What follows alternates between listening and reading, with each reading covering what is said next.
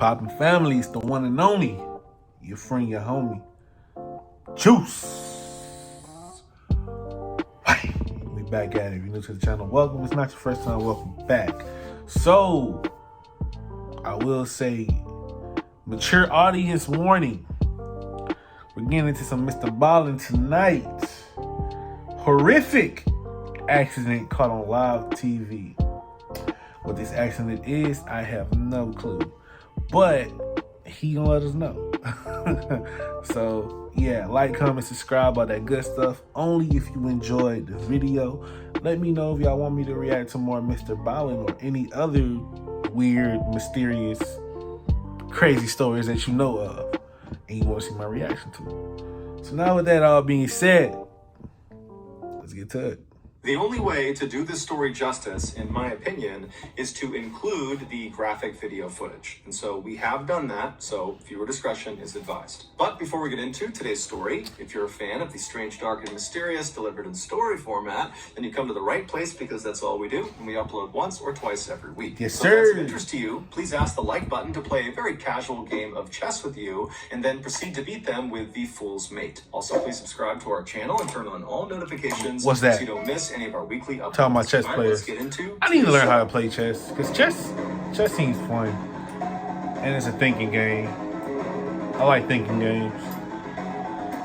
Chess is, I mean, checkers is checkers. Too easy. Disturbing images and statements. On January 27th, 1908, a 34-year-old handcuffed man walked out from behind the curtain to a cheering crowd inside of a theater in St. Louis, Missouri. This was going to be this man's first ever live performance, but he did not seem nervous. Next to this man on stage was this comically oversized milk can that was filled to the brim with water. Once the audience had stopped clapping and had calmed down and taken their seats, this man on stage turned to face this milk can and then climbed up this small ladder and then lowered himself feet first into this can. And as he did, his body displaced water from the can, causing it to spill over onto the stage. And then once almost all of his lower half was submerged in water and the audience could only see his face, this man looked over at his assistants in the wings of this theater and kind of gestured to them that he was ready to start. And so the assistants come running out into the middle of the stage and they immediately close the lid of this milk can over this guy, pushing his head down into the water. And so as the audience is gasping and collectively holding their breath, the assistants proceed to lock this lid with 6 different locks around the top.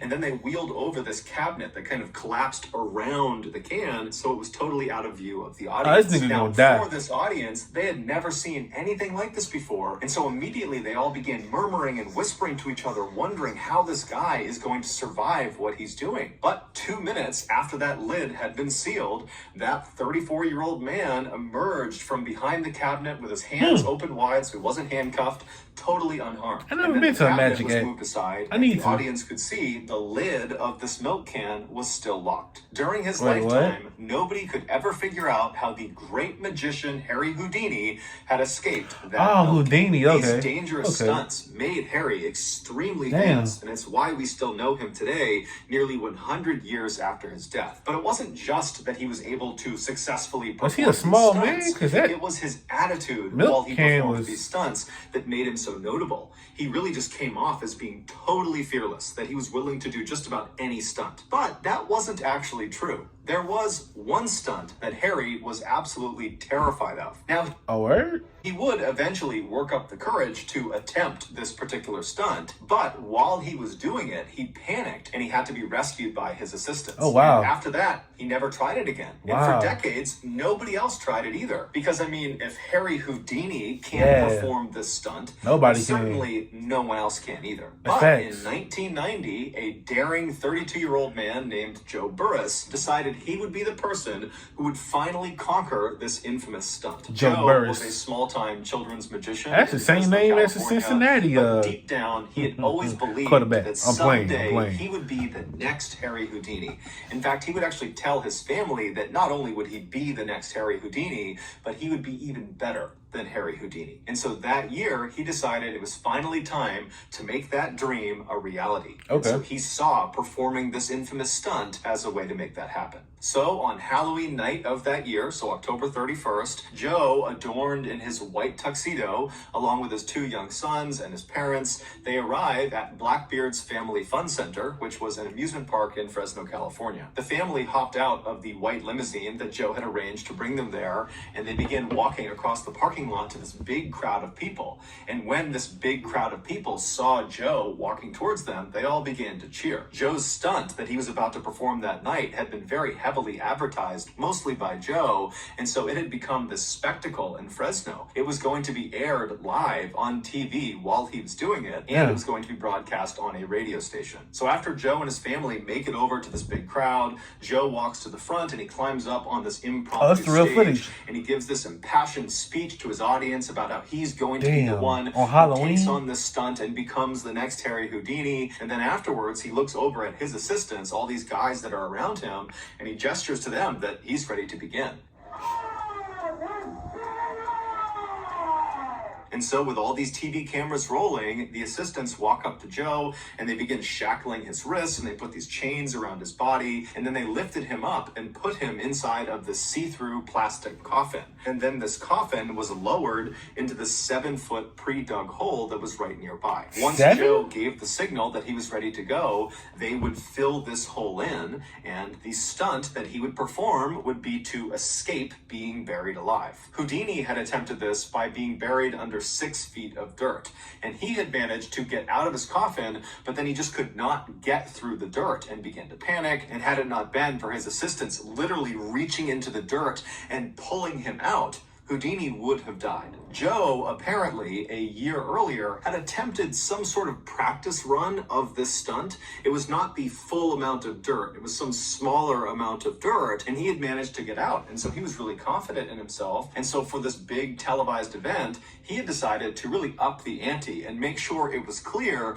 he was not only as good as Houdini, but better than Houdini. And so he was going to have 3 feet of dirt put on his coffin first, and then 4 feet of wet cement put in on top of that. This nigga dead. People, when they heard this plan, He both dead. the TV personalities, the radio personalities, onlookers, Fucking dead. This was a terrible idea. Exactly. Do it. But Joe was extremely confident and brushed them off and said, "I know what I'm doing." You know, Houdini failed at this. Suicide. Using dirt.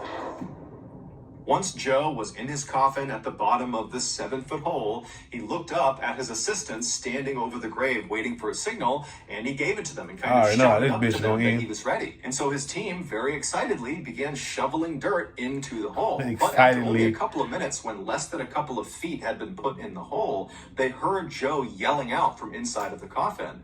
And so everything stopped, the staff jumped in, and they pulled the dirt out until they could finally get the lid of the coffin off. And they found Joe. He was alive, but he was very shaken up, and he kind of sat up and said, "Yeah, the chain around my neck is too tight. You got to readjust the chain." Now, all these onlookers at this event, they heard Joe say this, and they saw him, and their read on this situation was not that his neck chain was too tight, but rather, it looks like Joe might have bitten off more than he can chew. That this stunt is way more dangerous, and maybe he's realizing that, and he's looking for excuses to not do the stunt.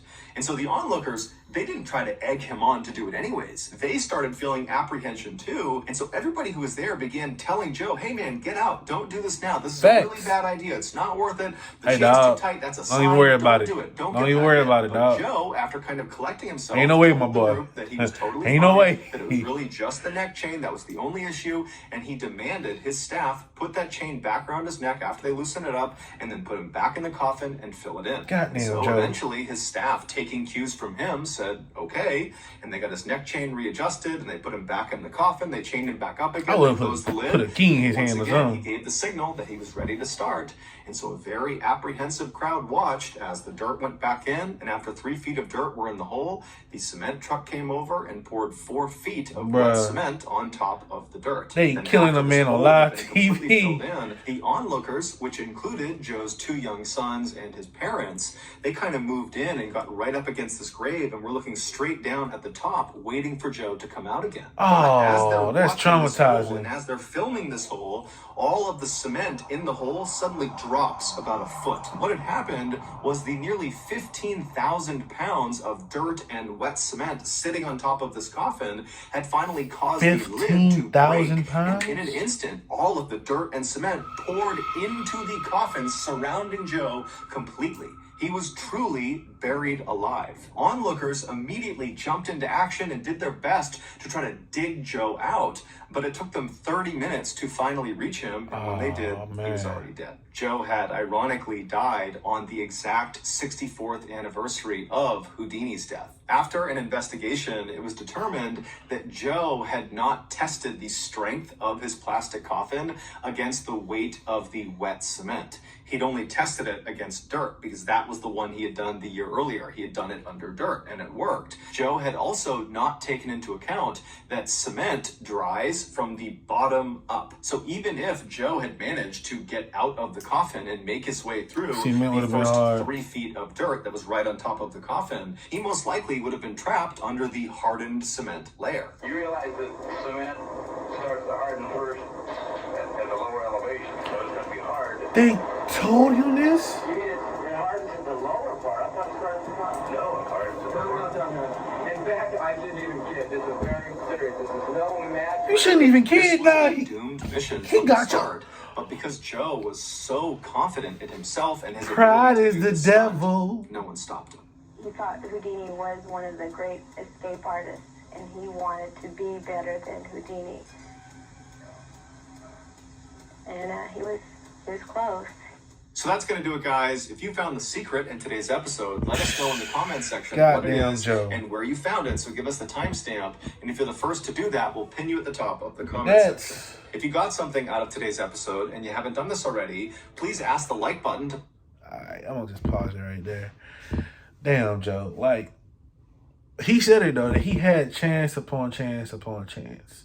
And the scary part is, dude told him. The reporter slid him some game. Like, my boy, cement dries from the bottom up.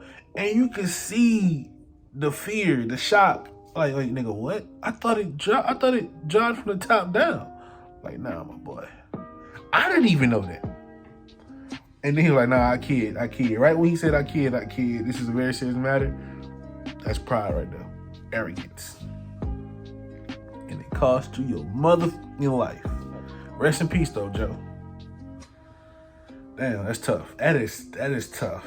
But hey, whew, that's tough. But if y'all enjoyed this video, let me know, and I will do more Mr. Ballen or any other scary, mysterious, weird video y'all want me to check out. But yeah, if you made it this far, I rise with you. Stay blessed, never stress. Juice out.